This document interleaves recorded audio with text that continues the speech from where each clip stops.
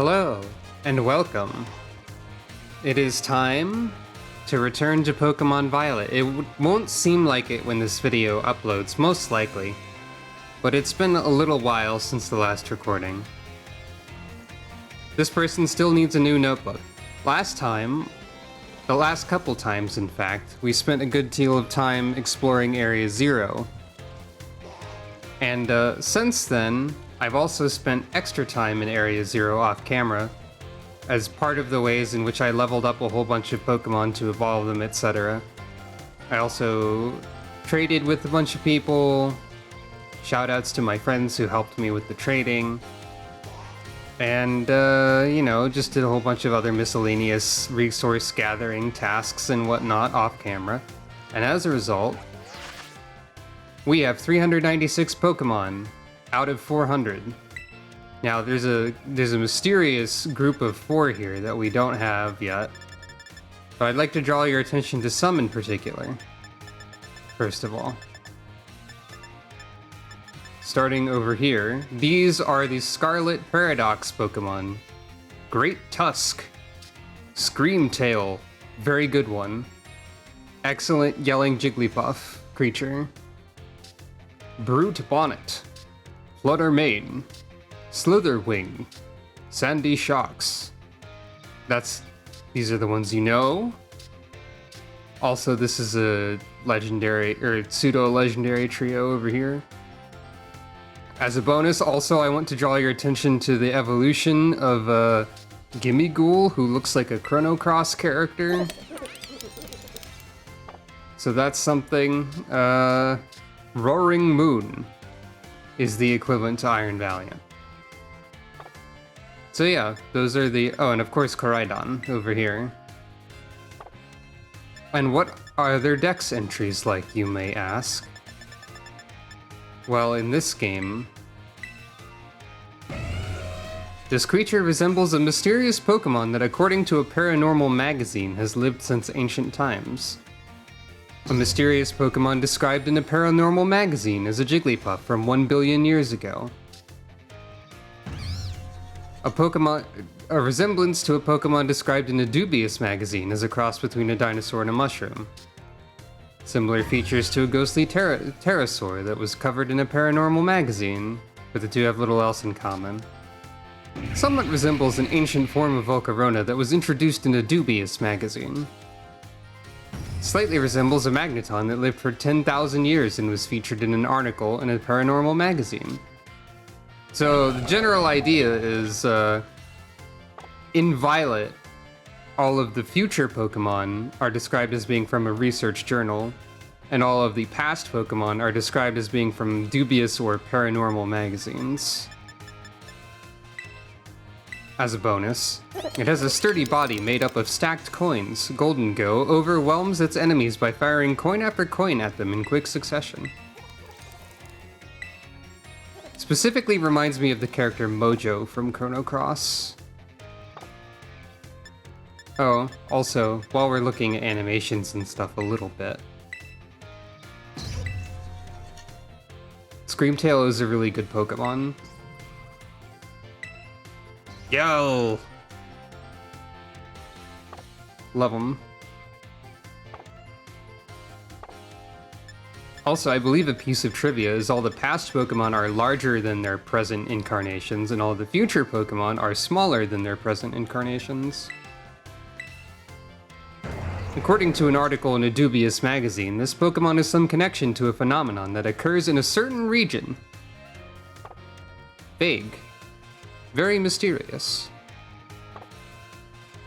And of course, those missing 4 are in fact tied to the black stakes we've been finding.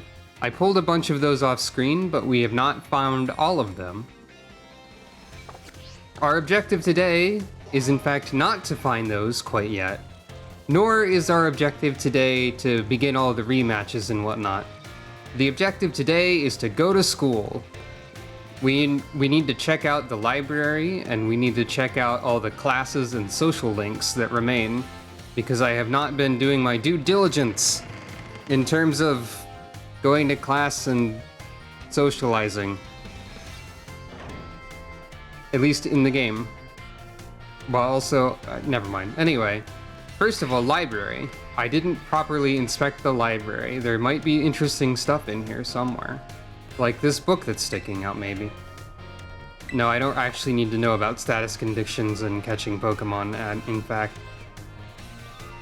By the way, in case you're worried, all of that time spent in Area 0, definitely not going to have any negative impact on Piper in any way whatsoever. Types and moves 2, no. Piper's going to be just fine, don't worry about it. Types and moves 1. I don't know exactly what's in here, but something. What do you have to say about Arvin? Seems like he's been having a rough time since like last year. I know how hard it must be for him.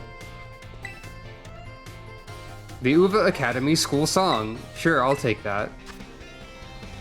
Over Grand Mesagosa stands our dear Uva, where we enter as seeds and live in fruition.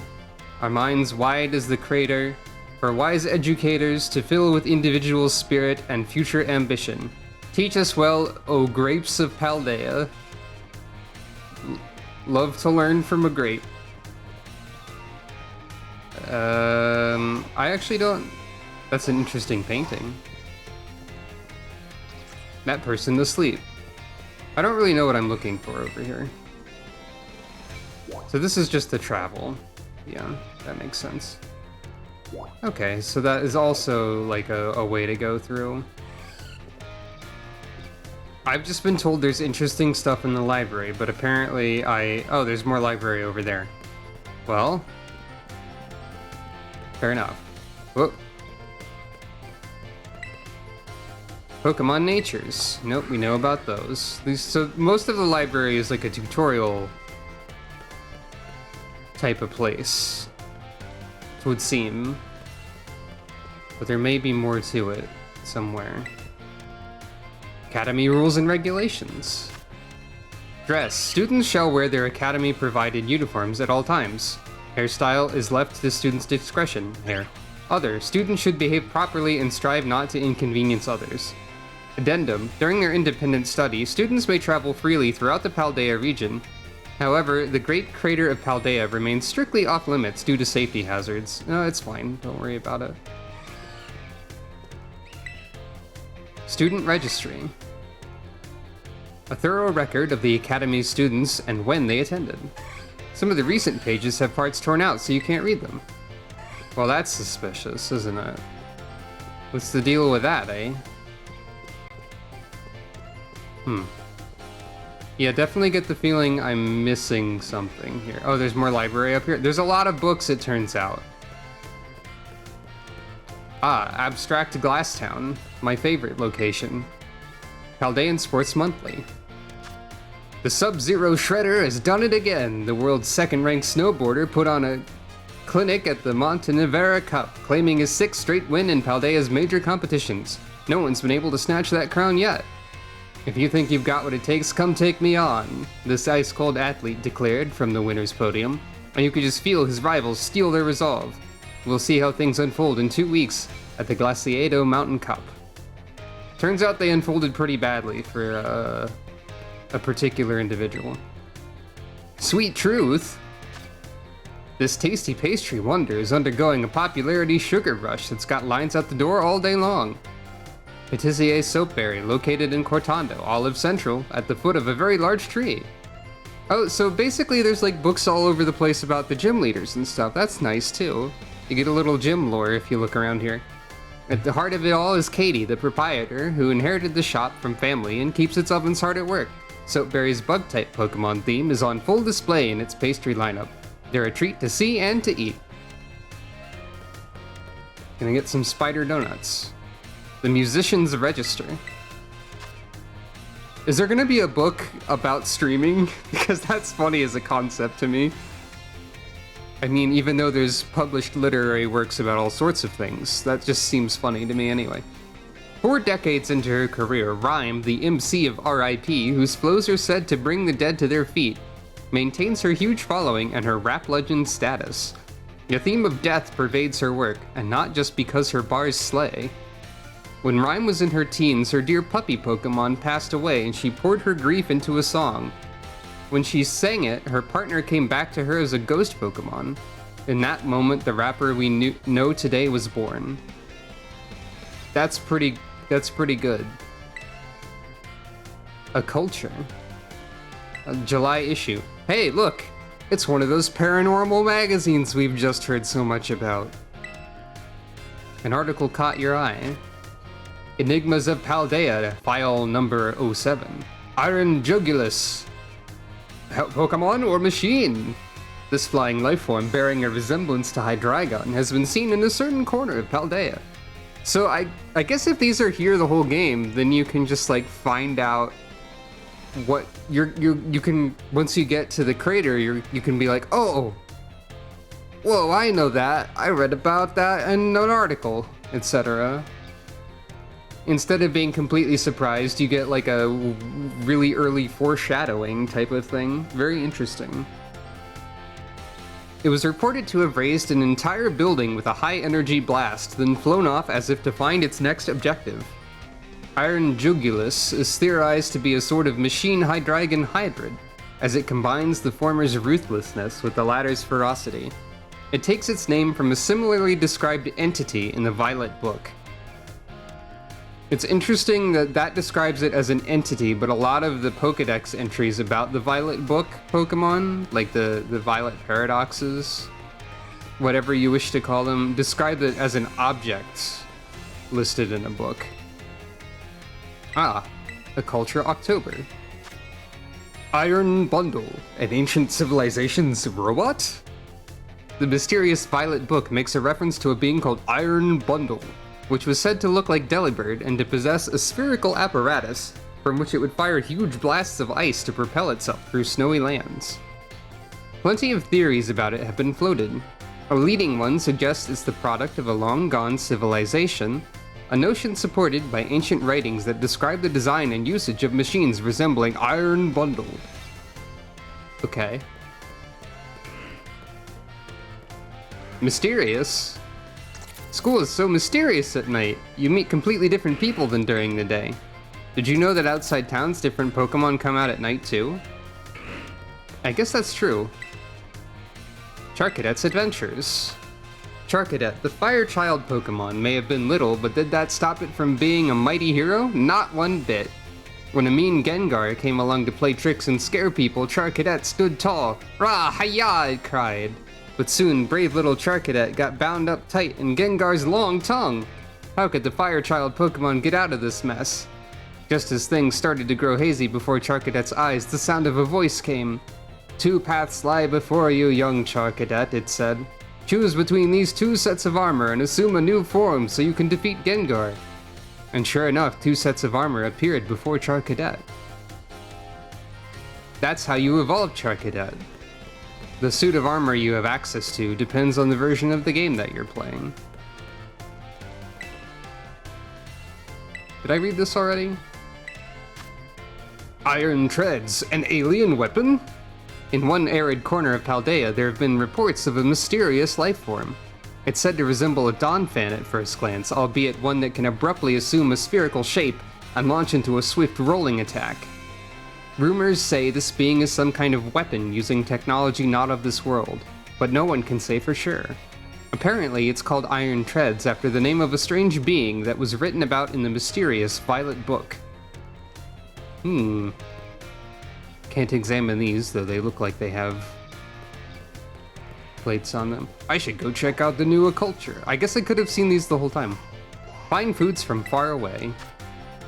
Have you chanced upon Pewter Crunchies, the fabled signature dish of the Kanto region's Pewter City? These snacks' rugged browned appearance makes them almost rock-like at first glance.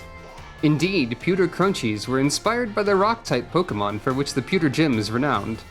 Unfortunately, their forbiddingly tough appearance and surprisingly thin flavor have kept them from attaining true popularity. Well. Galar, a history. We made for the town of Stow-on-Side, which sits tucked away in the mountains, to study an ancient mural painted upon a wall of rock.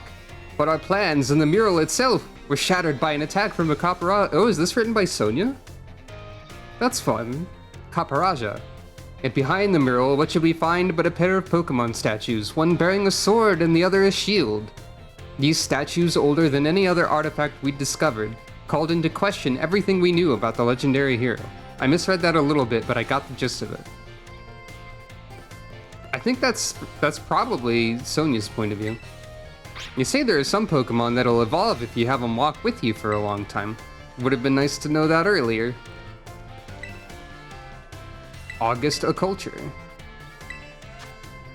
A UFO? Or Iron Moth. A UFO sent to spy on humankind? The name Iron Moth was borrowed from that of a flying object described in the era-defining Violet Book. It's said to resemble Volcarona and would descend from the skies, following people around and occasionally even attacking them. Some point to Iron Moth's aggression as a sign that it is in fact a UFO of sorts, being controlled by alien life. Perhaps something out there is using Iron Moth to observe us, waiting for the moment to mount an invasion. Unlikely, given how many Iron Moth there are, of people and Pokemon. Far in the past, humankind and Pokemon lived in mutual fear of one another, but some humans who loved and appreciated Pokemon made an effort to bridge this divide, and gradually the two sides grew closer and found harmony. Well, isn't that nice? I think some of that was accomplished in Legends Arceus, so shoutouts to Crane for accomplishing some unity between human and Pokemon. I believe I didn't check this side of the second floor of the library too much. Appreciating Sunflora, okay.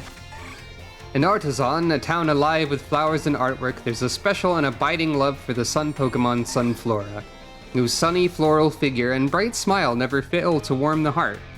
Denizens of Artisan have long revered nature, the subject of much art made in the town, and the nurturing sun.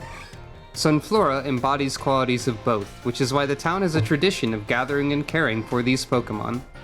So we don't learn too much about Brassius from that, just the town, but that is also part of the lore of the gym leader. Festivals of Paldea. The Paldean town of Cortando, widely known for its olive production, is also home to the peculiar Olive Harvest Festival. Participants try to usher in a plentiful olive harvest by rolling large balls that resemble olives into a goal. It's said that the more olive balls are rolled to the goal, the more abundant next year's crop will be. All comers, including tourists, are welcome to join the olive roll, so reader, do give it a try yourself if you're in town for the festival.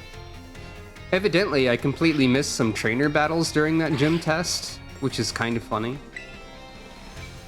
June of Occulture. Iron Thorns, a Tyranitar of the distant future?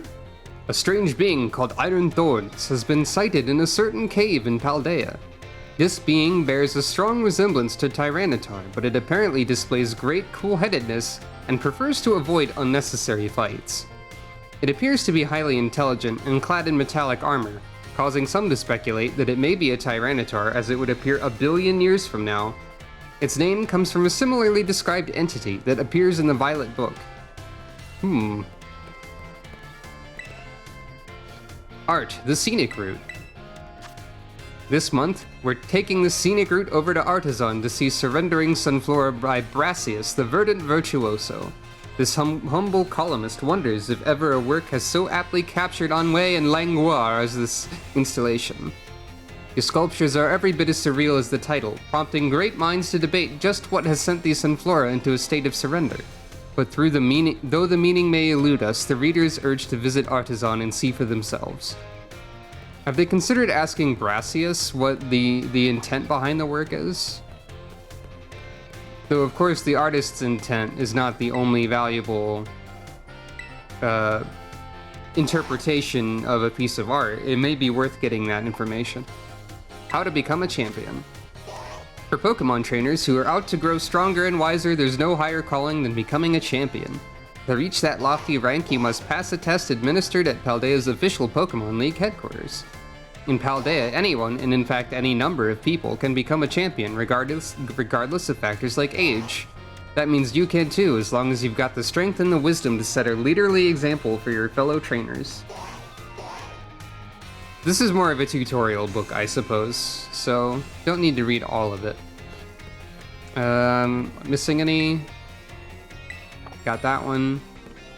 I wasn't... secret meetings under the stairs. I wasn't finding what I expected to find in the library still. So I may have missed something anyway, but fair bits of lore and some fun culture magazines. I think there's something else in here somewhere that I just did not see somehow. Is it this?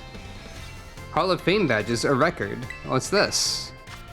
Our Academy honors students and graduates that achieve outstanding results, no matter the field, with a Hall of Fame badge. We hope students will be encouraged to follow their passions wherever they may lead.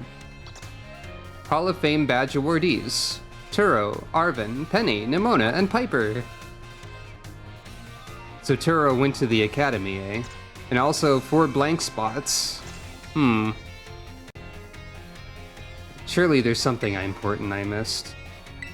Got that one. Look, I thought there was like a picture. There was a book with a picture in it somewhere. I've seen a picture that seemed like it was probably in a book somewhere, like on the internets.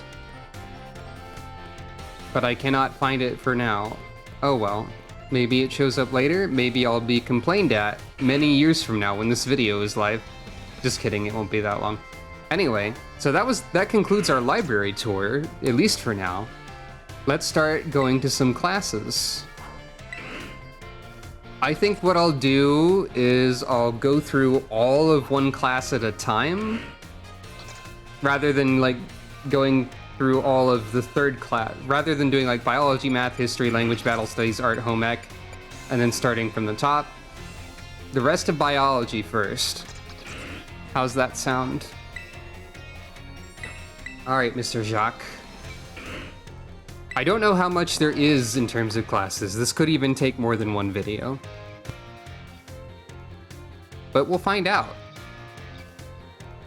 Something about doing stuff is that you find out about how much stuff there is to do. Hello, hello. I hope everyone's ready to learn some new things today. I seem to remember teaching you all about the importance of egg in our last class together. Eggs, plural. On that note, is everyone using their Pokédex? It registers Pokémon born from eggs as well as those encountered via other methods, so don't you worry about that. And just so you know, I'm the one who developed the Pokédex app. It was way before I started teaching here at the Academy, though. Back then, I was a researcher. In fact, Director Clavel wasn't working in education at the time either. He was researching alongside me at the same facility. We got to research Pokémon together, day in, day out. Those sure were fun times. I got yelled at all the time, though. Wait a second, how did I get onto this? Pretty sure I was talking about the Pokédex. Anyway, today I'd like to teach you about catching Pokémon. As you all know, a great way to catch a Pokémon more easily is to first lower its HP. But there's another way to up your chances of a successful catch. Can you guess what it is? Inflict the Pokémon with a status condition. That's right, Piper, great job. It's almost like you completed the video game. Probably could have done this way earlier. The correct technique for making Pokémon easier to catch is to inflict them with a status condition. You know, by doing all of the biology courses in a row, we'll get a good idea of like maybe when in the game you're expected to see these. I guess this is all like, again, sort of more tutorial information, but some of the classes aren't. So yeah, it's worth seeing all of them, I think. Sleep is an especially effective status condition. It makes Pokémon drastically easier to catch. If you have a Pokémon that can use moves that put opponents to sleep, like Sleep Powder or Hypnosis, filling up your Pokédex will be a cinch.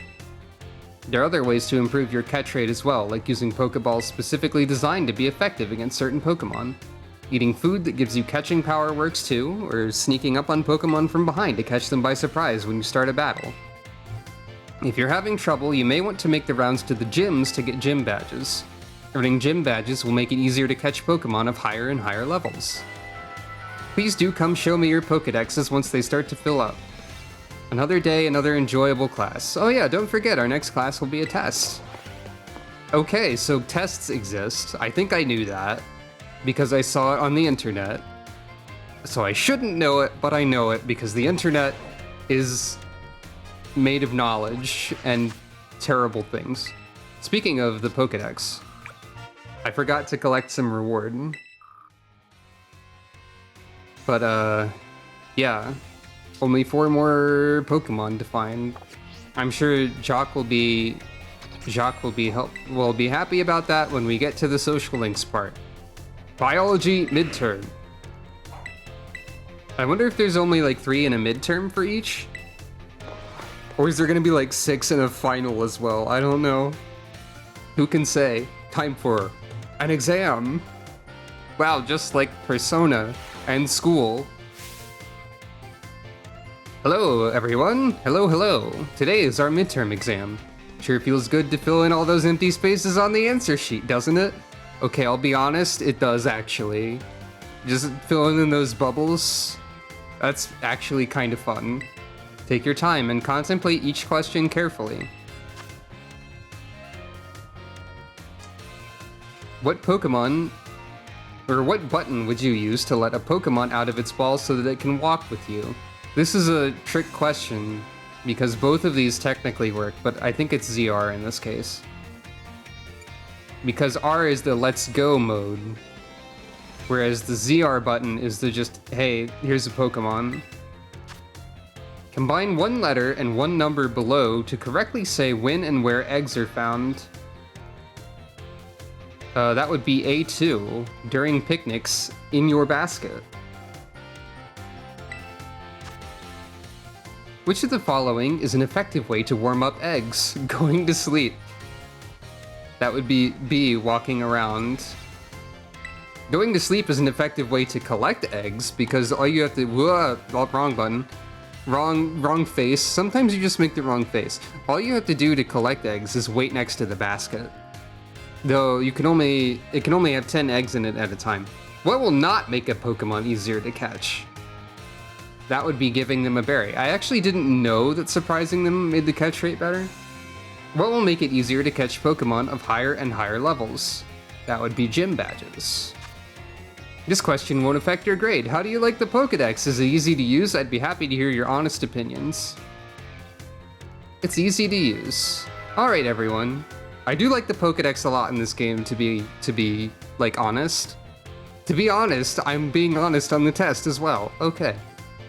But yeah, Pokédex in this game, really fun. Alright everyone, time's up. I hope you all enjoyed tackling those questions. The last question was just something I'm personally curious to know. Don't tell the director about it, okay? I'll grade these right away. I hope you're all looking forward to seeing how you did.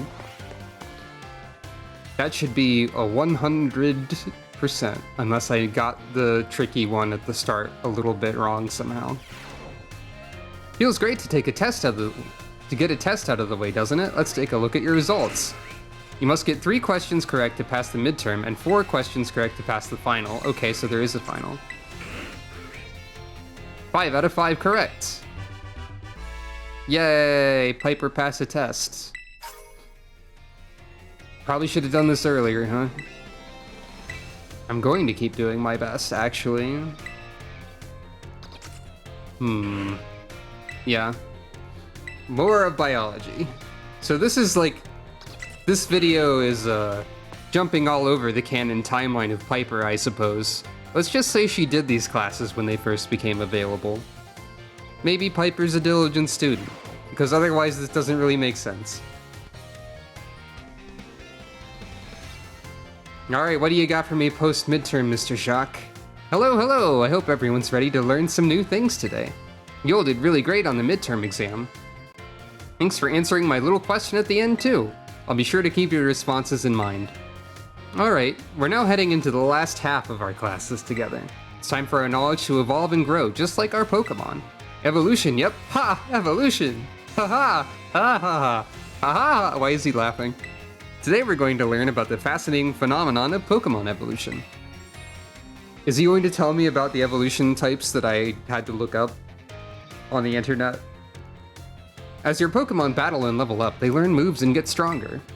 And for some Pokemon, once they've leveled up enough, their appearance changes and their stats increase, sometimes by a lot. That's Pokemon evolution. Pokemon become very strong when they evolve, making them trusty partners in battle. But some people prefer to keep their Pokemon in their adorable pre-evolved states. To do this, you need to remember a certain button when your Pokemon begins to evolve.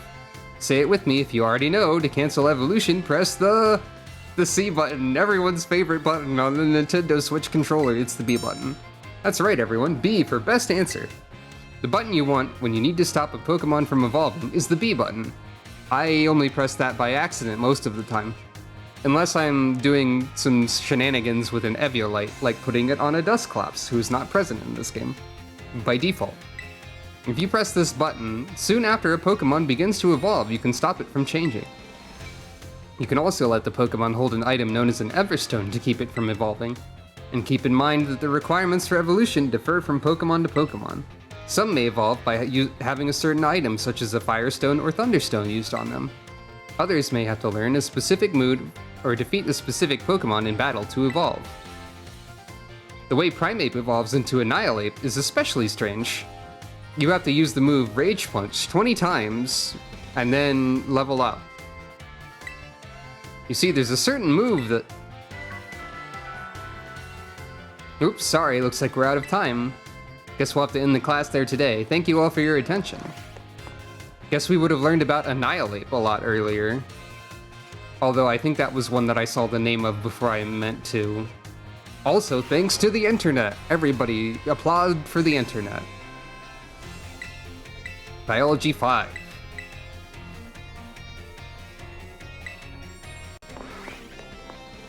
We'll just go down the list, one class at a time.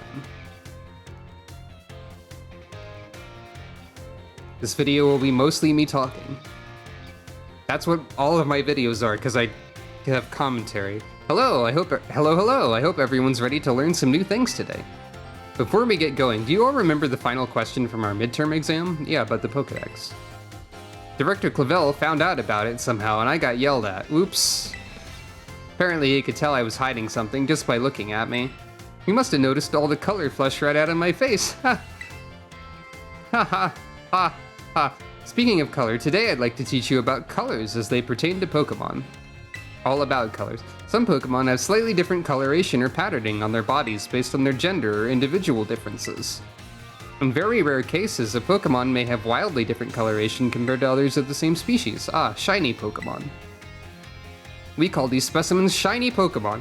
I don't think they did that canonically, like, for a long time. They referred to them as, like, sparkling Pokemon or shining Pokemon or different color Pokemon, etc. at various occasions, but eventually they just adopted the shiny Pokemon term that everyone calls them.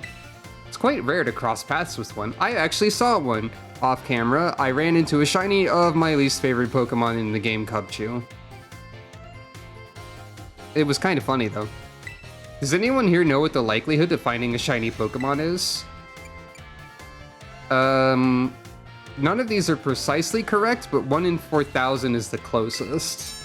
Oh, that's right. You may have the markings of a Pokemon Professor, Piper. Pokemon Professor Piper, PPP, an acronym with no problems associated with it in recent memory. Shiny Pokemon appear at a rate of 1 in 4,000. Isn't that amazing? The probability of encountering one in the wild is the same as hatching one from an egg, too. Eggs form from a pair of Pokemon raised around differing languages are a special case. Oh, they teach you about the, as people call it, the Masuda method in the game. That's fun. You can also, of course, like, get the shiny charm and stuff like that for collecting every Pokemon in the Pokedex. But of course we cannot do that quite now. Well, we're close, but anyway. There's a higher than average chance that a shiny Pokemon will hatch from these eggs. But we haven't been able to figure out why that is just yet. It's because they want to encourage trading. That's why. I've also heard rumors of a charm that increases your likelihood of finding shiny Pokemon when you have it in your bag. Can you believe that? So they do tell you about that as well. This claim can't be scientifically verified, but it sure would be fun if it were true. That's funny because I'm assuming that, like, Mr. Jacques here is going to be the one to reward me the shiny charm, but I don't know. Oh hey, Penny's in this class. That's the bell. Oops. That's all for today. Thank you for your attention. I'm like constantly fighting myself to like paraphrase dialogue versus read it exactly, including laughter noises. Or like accidentally skipping words so it sounds the same as if I were doing that.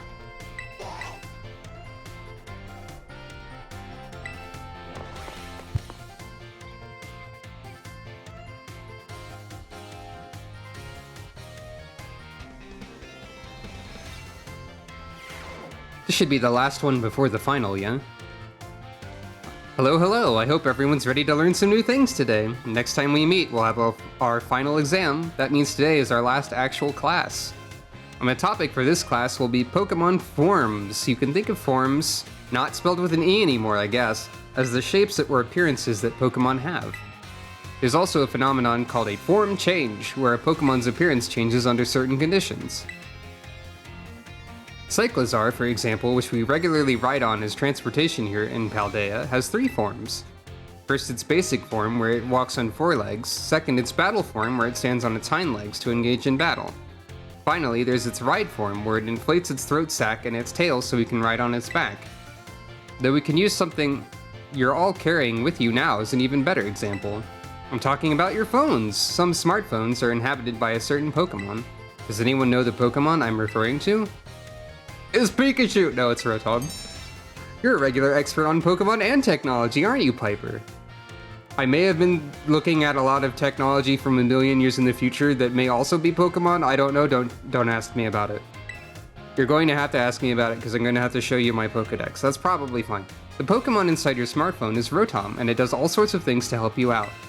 A Rotom inside a Rotom phone is special, so it doesn't try to enter other electronics. You know, given that we have Rotom phones, how come Rotom isn't just automatically filled in the Pokedex because we've encountered one technically? They should just do that. That'd be funny. That'd be a nice little touch and it wouldn't really impact the game too much. An ordinary Rotom, however, can change form by entering washing machines, microwave ovens, and other electronic appliances.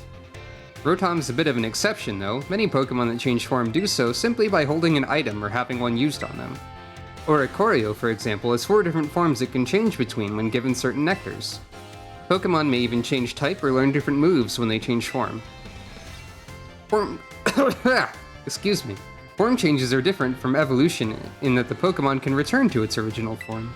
And unlike shiny Pokemon, which can't change their special coloration, the same individual Pokemon can go back and forth between its forms. There's a lot to dig into with this form change phenomenon, as you can see. We can all learn something from Pokemon here, don't you think? Bit of a stretch, but I'd be happy to see you all enjoy your time at the Academy to the fullest, and change form into a new version of yourselves. Or something like that, anyway. Oh, I almost forgot! Regional forms, which vary based on what region a Pokemon came from, don't change like other forms. They're an innate... Oops, there's the bell. Guess I was scatterbrained Mr. Jacques right up until the very end, eh? Huh?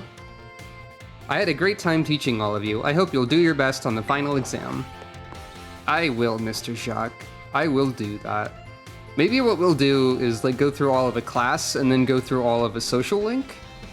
Well, as much of it as we can, because like I don't have all the Pokemon, so I don't think Mr. Jacques' quote-unquote social link can be quite finished in the same way.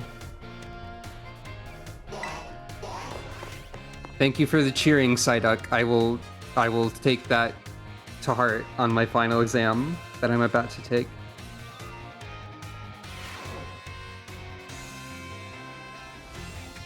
Hello, hello everyone. Today's our final exam. It will cover everything I've taught you so far, but I'm sure you'll all do just fine. Take your time and contemplate each question carefully. How many of the following 4 methods make it easier to catch a Pokemon? 2. 2 of those. Poke a toy and feeding it a berry don't. True or false, you can get new Pokemon only by catching them yourself or trading with other trainers. No, you can hatch them from eggs.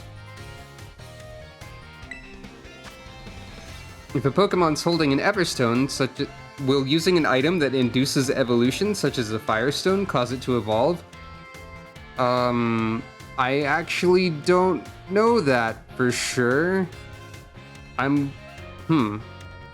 Interesting. Well, I know how to cheat.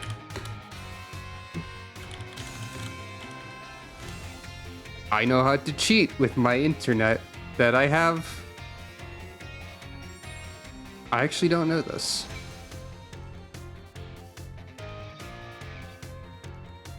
No is the correct answer. What is the probability of running into a shiny Pokemon? 1 in 4,000. True or false, the Pokemon known as Oricorio has 3 forms. No, it has 4. This question won't affect your grade. Do you have anything you'd like to say about my class? I'm still getting used to this teaching thing, but I sure had fun as your teacher. I'm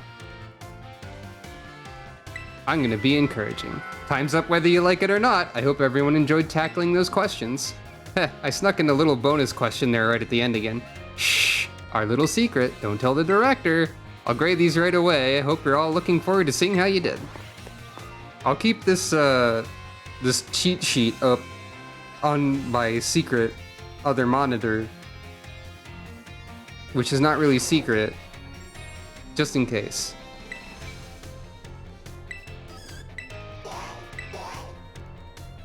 Five out of 5, correct. I did it. And that's biology. All right. Let's at least go to the biology lab and speak to Mr. Jacques. I do have more Pokédex informations to turn into him. Hello. Ah, hello, Piper. I see you've already registered 200 species of Pokemon to your Pokédex for me. More than that, in fact. Wow, Pokemon from the mountains, Pokemon from the sea. Wait, what? No way! You even found Pokemon in a place like this? Sorry about that, I got a little excited there. My Pokemon research is moving along super duper splendidly thanks to you. Here, take this. Consider it my way of saying thanks. Oh, those are always useful. You're a bona fide Pokemon catching professional, Piper. Pokemon Professional Piper, or PPP, an acronym that etc. For your next goal, it's finally time to go for a completed Pokédex. Aim for 400 species. This is no easy feat, but I'm sure you can do it. Keep tossing those Pokeballs and don't give up. Actually, how do they know there's 400 species when some of them are like Area 0 only? I guess they probably have access to Area 0. But how do they know about the other ones from the other Area 0? Who can say? Alright. That's 1 class down. And the library, and 43... This could be a long video, this could be 2 videos. What if we just make this a feature-length film of me going to school? That would be normal. That would be silly. Well, it wouldn't be the first time there was a feature-length film in this series. What exactly counts as feature-length film at this point? Because, like, films can be any number of lengths, so actually I don't really know. Math. It's time for Miss Time and her math. Great. I love math, not really. Time to struggle. Unless the questions are very simple. Hello, Nimona. Wow, you can sit still long enough to go to a math class? Hello, everyone. Let's have a fun class today. Tell me, do you all enjoy fortune-telling, horoscopes, and the like? Truthfully, yes, though I don't really put a lot of stock into what they say. I think it feels great to read your horoscope and see that it says good luck is coming your way. So today I'd like to teach you all math while focusing on the topic of luck. Perhaps you've seen the following phrase crop up during Pokemon battles before. A critical hit. When a Pokemon's attack lands as a critical hit, the damage it deals is increased by half, 150%. In other words, it does 1.5 times as much damage as it normally would. Yeah, 150%. It is truly luck that determines whether your Pokemon lands a critical hit, or has one landed on it. This can cause a great upset in battle.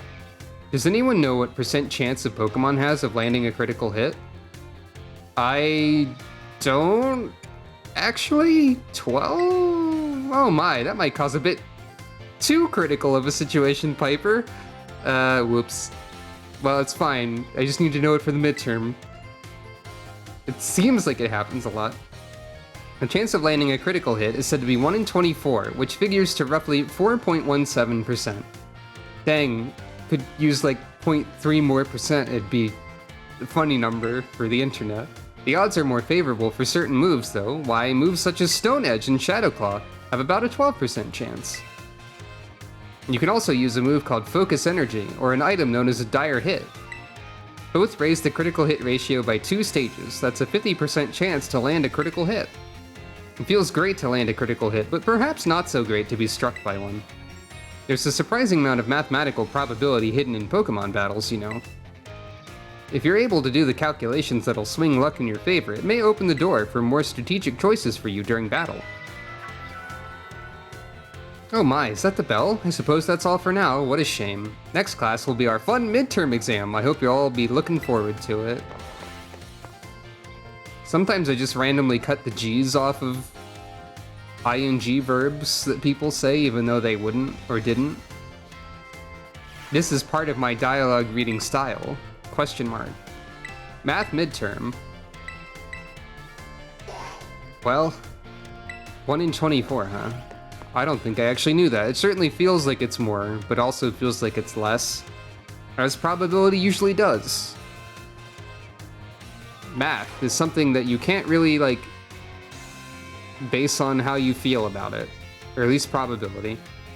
Time to begin our midterm exam. Alright everyone, skip the first line by accident. Or by paraphrasing as previously mentioned, I'm sure the fun experiences you all had in my class will serve you well as you answer. How much damage does Water Gun do when it hits a Fire-type Pokemon? Double. How much damage does Razor Leaf do when it hits a Fire-type Pokemon? Half. If you spent 2,000 on as many $200 Pokemon Pokeballs as possible, how many would you get? 11 because of the Premier Ball. You can't fool me this time. What percent chance does a Pokemon usually have to land a critical hit? Okay, look, I was remembering the number and not... It's 4. Yeah, it's about 4. Because I was like, it could have been 420, ha ha ha. How much damage does a move deal when it lands a critical hit? 1.5 times. Except in special cases, I think. I think there are special cases where it does double instead. Alright everyone, time's up. Put your hands on your laps now. You were all concentrating so hard, I can't wait to see how you did. Do go and ask for your scores at the front desk, then take a nice break. That should be full marks, I believe. Perfect score.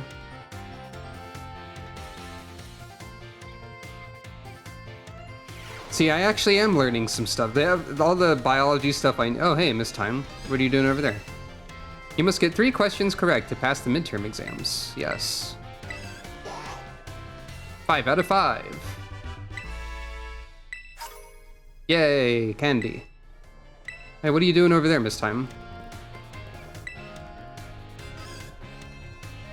Oh my, if it isn't Piper. Please forgive me if this is an odd question. Were you perhaps watching me from afar just now? No, I was at the front desk. I just got here. I suppose you wouldn't have been doing something like that. I'm sorry. Are you haunted? Are you being haunted? Are you being stalked? Why did I go to haunted first? You see, oh shit, how should I put this? Recently, there have been times when I feel as if I'm being watched. Not by a Pokemon, mind you, but by a person. Thought it might be a ghost, so I tried asking my sister for help. She said it most likely isn't one. Oh, Rhyme and Timer's sisters. Oh, I didn't even think about that. That's fun. Said it most likely isn't one. She's good with ghost-type Pokemon, you know. I did not think about that at all. Perhaps one of my students is quietly watching me, waiting for a chance to ask me a question? That might be it. Goodness, if that wasn't an intense gaze I felt, if you notice someone with a sort of fire in their eyes, come tell me, won't you? If they're too shy to come ask me themselves, then I'll go to them. Social link accidentally acquired. How about more of that? Okay. No, probably need to see your class more.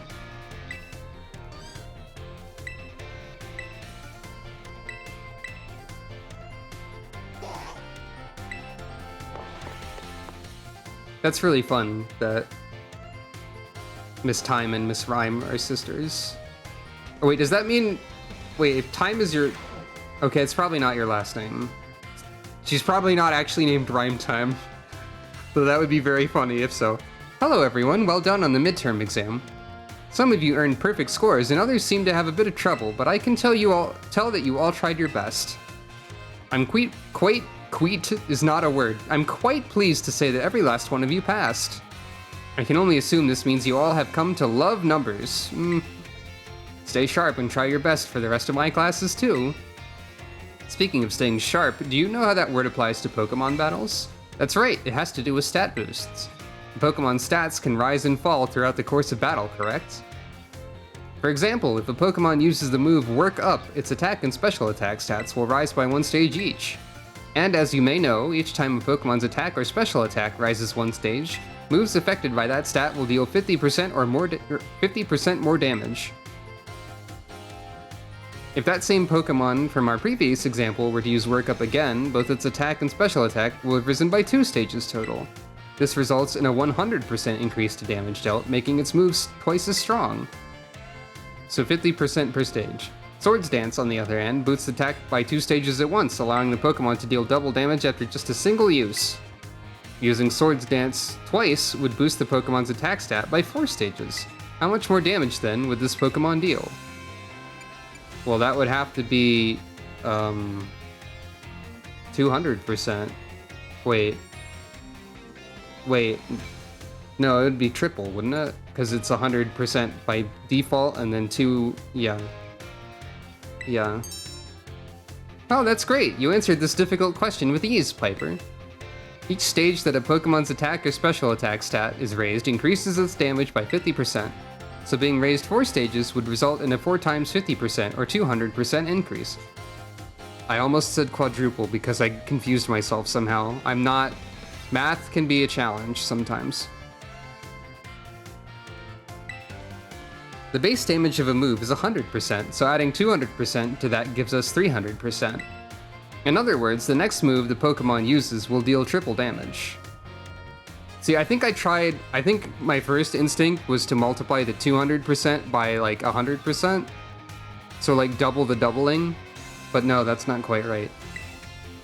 Type matchups, critical hit damage, and other factors all play into these calculations as well. So even a small boost must be taken seriously. By the way, if a stat simply rose, that means that it's gone up by 1 stage. If it rose sharply, that's 2 stages, and if it rose drastically, that's 3 stages. Just so you know, the X attack and X special attack items, which can only be used in battle, can be used to sharply boost those respective stats. So that's two stages then. Oh my, is that the bell? I suppose that's all for now. What a shame. Today's lesson was a little difficult, so be sure to review what you learned in order to stay sharp. I'll see you all again in the next class. I think I added an extra word or 2.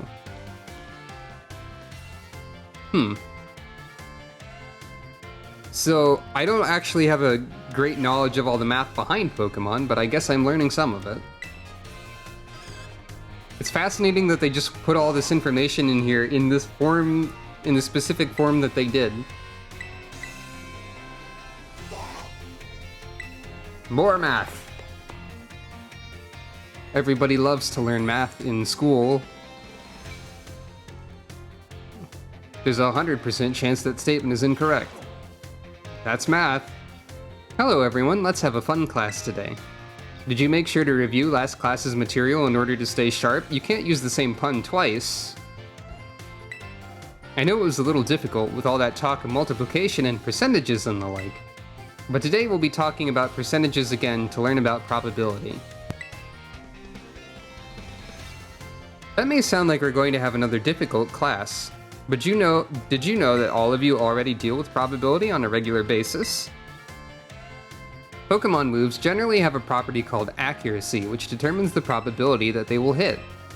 The accuracy of Tackle is 100, it didn't used to be, or 100%, So if you were to use Tackle 100 times, you could expect it to hit all 100 times. In a vacuum, true. The move Hypnosis, which puts opponents to sleep, has an accuracy of 60 or 60%. That means you could expect it to hit 60 times in 100 uses. To put that another way, out of 100 uses, you could expect it to miss 40 times.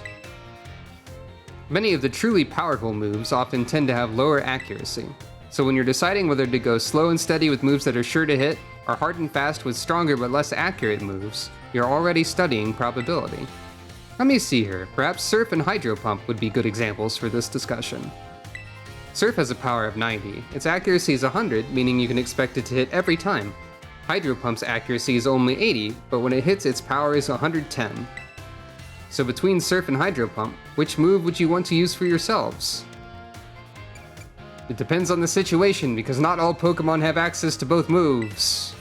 Oh my, so you're always considering various possibilities, Piper. I may have made it sound like there was a correct answer here, but there's not. You're free to use any moves you wish. Factors like PP or number of targets hit may make some moves more suited to certain situations. However, trading accuracy for power or vice versa is purely a matter of preference. Typically, I would prefer the accurate moves over the stronger ones, which I've probably expressed before in at least one playthrough of a Pokemon game.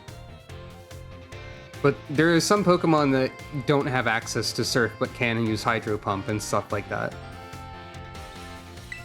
The Surf versus Hydro Pump debate has been ongoing for quite some time. Personally, I'm more invested in debating the Rock-type moves Rock Slide and Stone Edge. Let me tell you, I could get really worked up talking about those moves, but are you a Rock-type trainer? Oh my, there's the bell, what a shame. Next class will be the last of our time together, so show up 100% ready to go. Ah, math teacher jokes. Wait, I made some math teacher style dad jokes. Not that I'm a dad or a teacher or the gender of dads. Anyway, continuing. Before I keep saying nonsense. I can't fault her for that joke because I made an extremely similar non-joke myself, is basically what I'm trying to say. And it's adjacent to a dad joke in like... Why is it that dads are associated with this joke more than anyone else? This joke category... Anyway, hello everyone, I hope we can have fun once again today for our last class together. Last time we learned about probability using move accuracy as an example. Probability is quite an interesting subject. Did you know that in a class with 40 students, there's a 90% chance that 2 of them will have the same birthday? Huh, I had no idea. This is true even despite the fact that there are over 300 days each year. Isn't that remarkable? Let's move on to today's topic before we get swept along with probability again. I've been teaching you all how to calculate damage in this class using examples like type matchups, critical hits, stat boosts, and the like. All of these variables are multiplied together to calculate damage dealt to an opponent. However, did you know that there's an even simpler way to increase the damage of your Pokemon's moves? All you have to do is have your Pokemon use a move it shares a type with. Ah, the same type attack bonus. If a Rock-type Pokemon uses the Rock-type move Stone Edge, the move's base power of 100 is multiplied by 1.5 to become 150. Ground and Rock-type may seem like similar types, but if a Ground-type Pokemon uses Stone Edge, the move's power will remain 100. Super effective moves and critical hits also add multipliers onto this little numerical increase, so it most certainly must not be taken lightly. Let me ask you a question to see if you understand what I'm talking about. Here. Say you have a move with a power of 100. If a Pokemon that shares a type with this move uses it and hits an opponent that is weak to that type, what happens to that move's power? Well, the same type attack bonus makes it 150, and a Pokemon being weak to it doubles it, so it should be tripled. Should be 300, right? You did that calculation all in your head? Well done, Piper. Ah, shucks. First, using a move that shares a type with its user multiplies the move's base power of 100 by 1.5, making the power 150. The fact that the opponent is weak to the move's type then doubles that power from 150 to 300. See, I guess it's interesting to know, which I never really thought about, that that's the order the calculation goes in. Again, I don't know a great deal about Pokemon. I just know that same type attack bonus good, weakness hitting good. Both of them at the same time, both good, double good. Apparently it's this much good. The original power of the move ends up being tripled. Isn't that amazing? What's more, if a Pokemon terastallizes and then its Terra type matches one of the original types, the bonus it gets for using a move of... Wait. If its Terra type matches one of its original types, then the bonus it gets for using a move of that same type increases from 1.5 to 2. Huh. So having a Terra type that isn't the same as one of your base types allows you to change your type for, like, offensive and defensive coverage, but if you have a Terra type that is the same as one of your original types, you can increase your power even more. I did not know that. Of course, being able to use a lot of moves with different types is great as well. That's one way you can surprise your opponent. In the end, your own innate characteristics are what will really let you shine the most. I don't know if I agree with that as a statement. Bear in mind that this is true for both humans and Pokemon. I don't know, that sounds like you're talking about, like, talent, and some people are innately not good at stuff, and I don't know if I agree with that as a statement. It sure would make me happy if you could take those words to heart. But I suppose I should really have shared this basic advice right from our first lesson. My apologies. And just like that, class is over. The last of our time together flew by in the blink of an eye. It was so much fun to be able to teach all you eager students about numbers. Next class will be our fun final exam. Be sure to review the material well in preparation. I think people can be good at whatever they want to be good at. Nature versus nurture is an ongoing debate, and the secret is that both are important. I guess. But yeah, like, don't let something stop you from doing what you want to do. Math final. That's really what it boils down to.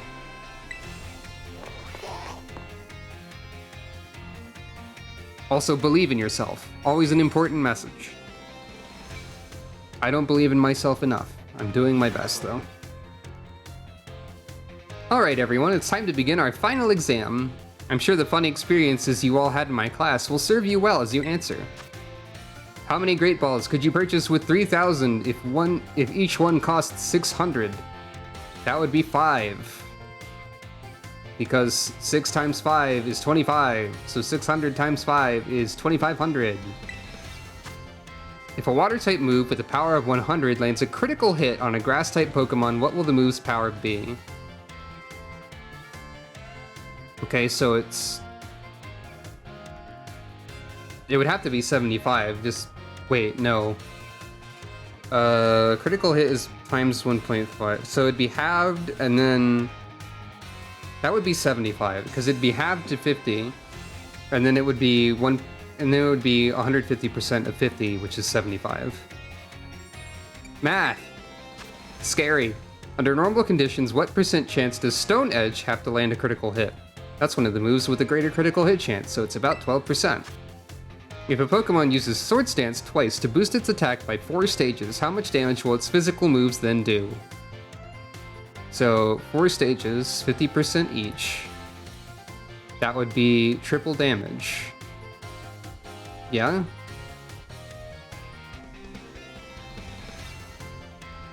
Yeah, I think that would be triple. If a Rock-type Pokemon whose Terra type is Rock terastallizes, what will the power of its Rock-type moves be multiplied by? That's 2. We just learned about that. Alright everyone, time is up. Put your hands on your laps now. The test was the culmination of all I taught you, and I'm sure you all did just fine.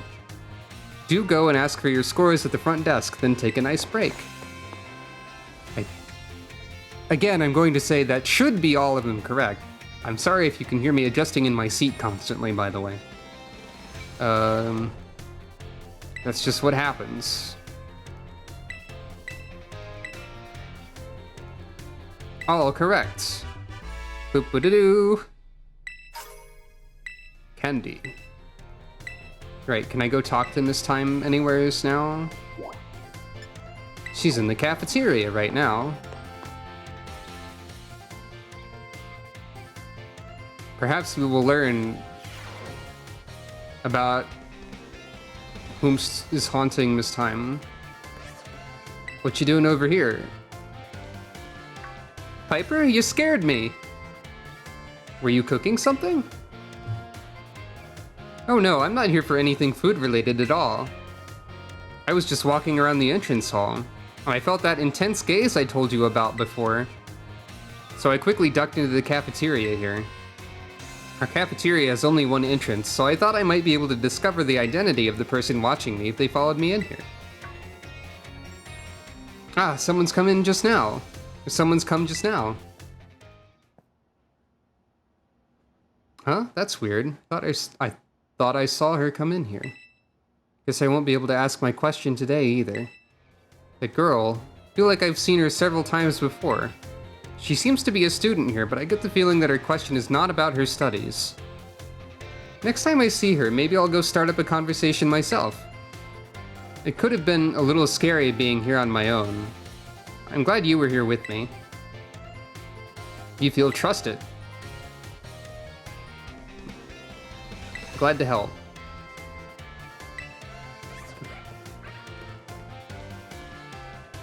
There's a quick ball on the floor. Interesting. Schoolyard. Now you're over here.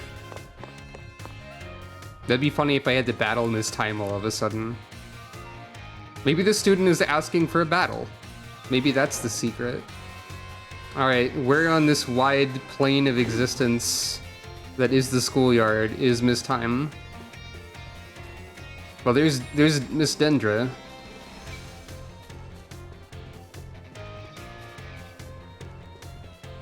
You can't ride Miraidon here. But why not? Where's she at? Oh, there she is. Wait, what were you saying to Tropius? Is it true that Tropius? I heard that Tropius loves fruit so much it started growing fruit on its neck. That can't be true, right? I think that's kinda true, according to the Dex anyway. Also, I didn't notice this little Magikarp pond over here. That's fun. Hey, what's up? Piper, help me keep an eye out, would you? I've set up a little ambush here for that girl who keeps watching me. She'll be here any second. An ambush? Well, you see, it's not very pleasant knowing she's just staring at me all the time. Now I know what she looks like after seeing her in the cafeteria. Ah. It's you, isn't it? You're the one who's been secretly watching me recently. Time? How'd you know I... And who is this? I guess you must have noticed me. I'm so sorry. Well, of course I noticed. You were watching me practically all day, every day, after all.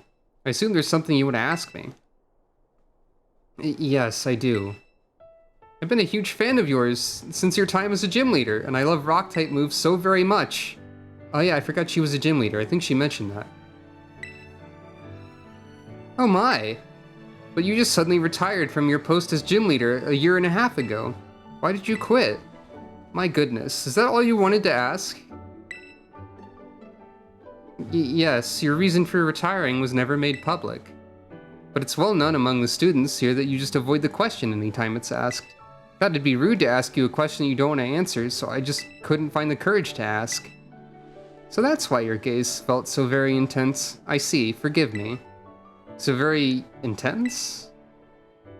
Never mind that. As for the reason I quit my job as gym leader, I simply wanted to focus more on my job as a teacher. It's not that I disliked being a gym leader or anything of that sort. Quite the contrary, talking about the gym fills me with feelings of nostalgia and sadness. That's why I always avoid answering the question when students ask. Oh, I see. Do you have any plans of becoming a gym leader again? No, I'm afraid I don't plan to do so. I bet we can fight her in the school tournament thing though, that'd be fun. They did say we get to fight the staff. My sister is doing a splendid job as gym leader in my stead. I personally find being a teacher most enjoyable these days. But since I am in fact your teacher, I would appreciate it if you would call me Miss Time. As students do, and not just Time. Okay, I'm sad to hear that, but I understand. Thank you so much, Miss Time. Well, I suppose that solves the mystery. Mystery solved. Hooray. Ah, that made me so nervous. I said so many things to try and sound cool. Tried to sound cool. I was certainly a little scared when I felt that girl's intense gaze on me. But having you here with me allowed me to do what needed to be done to face what turned out to be one of my biggest fans.